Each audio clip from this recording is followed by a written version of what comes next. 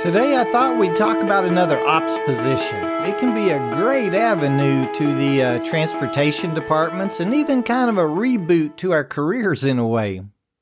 I'm Marty T. Hawkins with Warehouse and Operations as a Career, and I appreciate you checking in with us again this week. You know, with the seasons changing, I wanted to talk a little bit on heat stress too. I think we've covered it a couple of times already. But well, we're already approaching those triple-digit degrees in a couple of regions that I oversee, so it's probably worth mentioning again about now. Anyway, so I was asked last week if you had to have a CDL or commercial driver's license to be a spotter. For those of y'all that may have never heard that term, it could be a southern thing, I guess, as I know up north the position is referred to as a yard mule driver or yard jockey. I've heard it referred to as a hostler driver and yard driver too. They're really all the same thing. Basically, in the distribution world anyway, a spotter is the person that will spot the trailers, backing them into an assigned dock door so the product or load can be loaded by the warehouse and then pulls it away from the dock once loading is complete and stages it for our transportation departments to assign a driver to the load, which will then go out for delivery. The spotter position carries quite a bit of responsibility with it. He or she will have to make certain that the right trailer is docked at the correct door so it's loaded properly. In the food industry, the trailer may need a reefer unit or a refrigeration unit on it to aid with keeping the products at the correct temperatures. Or if it's a large load of equipment, they'll need to make sure the trailer has the proper securing equipment, attached to it. Things like straps and chains. I can also share with you that this job's not going to be for everyone. A spotter is moving 8 to 10 hours a shift at your larger facilities. And I mean really moving. And think about all the inclement weather, days or nights, rain, sleet, snow, really whatever. Those trailers have to get to the docks. I think the hardest thing or skill that's going to be required for this position, and one that I struggled with, is that you have to be very proficient at backing a trailer. I was okay, and I mean just okay, with backing a 36-foot unit, but our job may require us to back 28 foots, 36 foots, 48 foots, and 53 foots, maybe even throughout a single shift if our industry uses all sizes in their fleets. And any driver is going to tell you, with the turning radius being different with each one of them, that you'd better know what you're doing or you're going to be there for quite a while. To answer the question, typically no. You will not really need to possess a CDL to be a spotter. Most companies that I'm familiar with, since you will be working in their trailer yard with no street driving, only really requiring a clean driving record, and that we're drug-free and of course have a regular operator's license that's in good standing.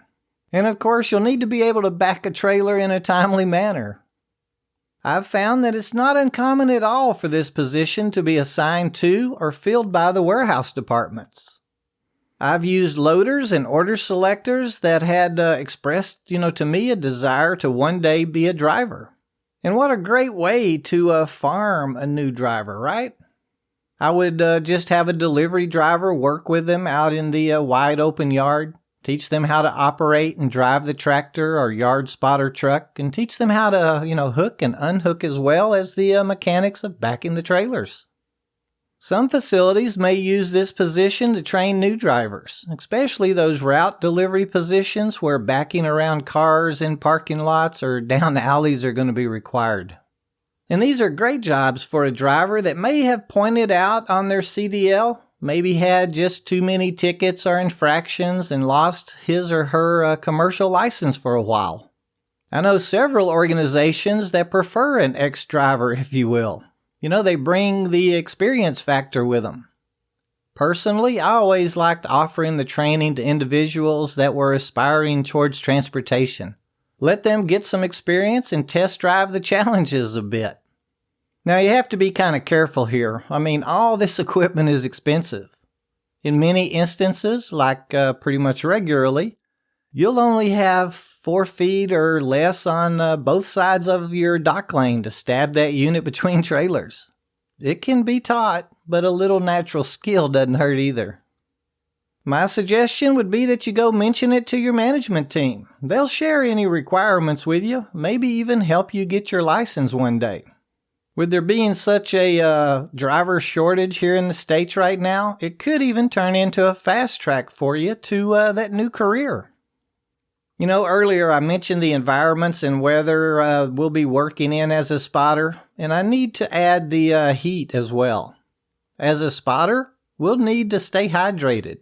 Climbing in and out of tractors and trailers, chocking our trailer wheels and cranking up and down their landing gear is going to be wearing on us. I hear about 3 or 4 cases of heat stress out in the yards every year. And here's a good place to kind of segue into the other topic I wanted to touch on today. Let's talk a little bit about heat stress. And heat stress is a very real danger in our industry, ladies and gentlemen. We've mentioned it several times in other episodes, so I won't really harp on it today, but let's try and hit the high points real quick. NIOSH, or the National Institute for Occupational Safety and Health, tells us that workers that are exposed to extreme heat or work in hot environments may be at risk of heat stress. Heat stress can result in heat stroke, heat exhaustion, heat cramps, or even heat rashes. They go on to tell us how heat can also increase the risk of injuries in workers, as it may result in sweaty palms, fogged up safety glasses, and dizziness. I found all that at www.cdc.gov site, and I'll add their link in today's show notes on our website, warehouseandoperationsasacareer.com. It's pretty neat, and they have several links with safety posters and a lot more information. One of those posters is the NIOSH Fast Facts sheet. It covers maybe the 4 most important things us as employees may need to know about heat stress. If we're supervisors or managers, we should make sure all of our associates are really well versed in them as well. Let's start off with heat stroke, a condition that occurs when our body becomes unable to control its temperature. This is really dangerous and can cause death or permanent disability.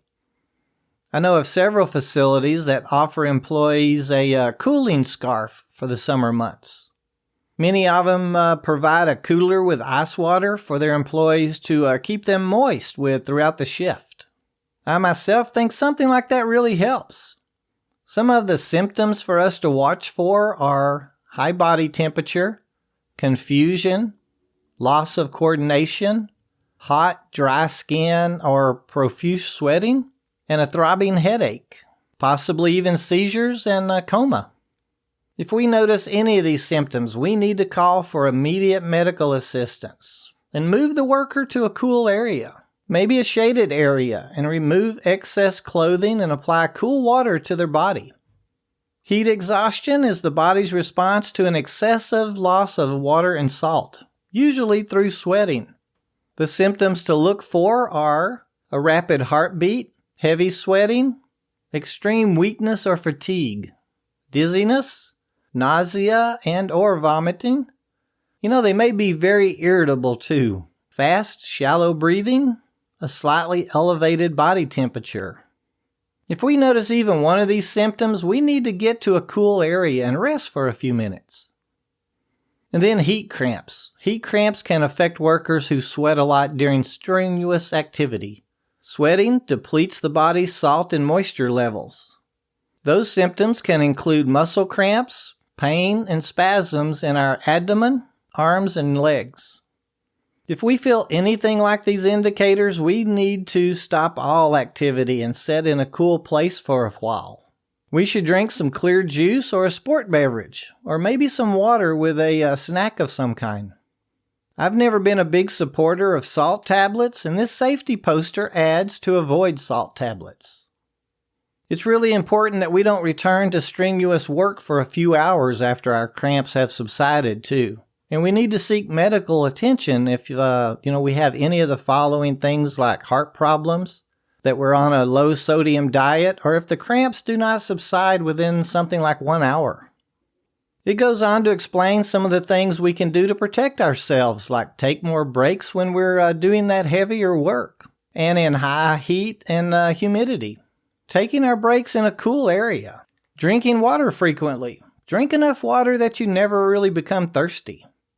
It lists some really great ideals. Check out the link that I've included to it. I think you'll enjoy reading it. These tips are so important for us and our peers or as managers for our employees, especially in some of the environments we may work with. Like if we're normally a freezer or cooler order selector, we'll need to be careful if we switch over to the dry area. Our bodies are going to need to acclimate to the new environments. Production facilities can get downright hot. We need to watch for symptoms with ourselves and keep an eye on our teammates also. I hope we answered the question regarding the spotter position today. If a part of your planning is to end up in the transportation world, I think it's a great first step. It'll give you a little experience and help open doors for you down the road. With the summer months quickly approaching, remember that heat stress is something to take seriously. If you'd like more information on what it is and how to protect yourself, please Google it or send us an email to host@warehouseandoperationsasacareer.com and we'll send you some great links. Until next week, please stay cool and keep yourself and your teammates safe.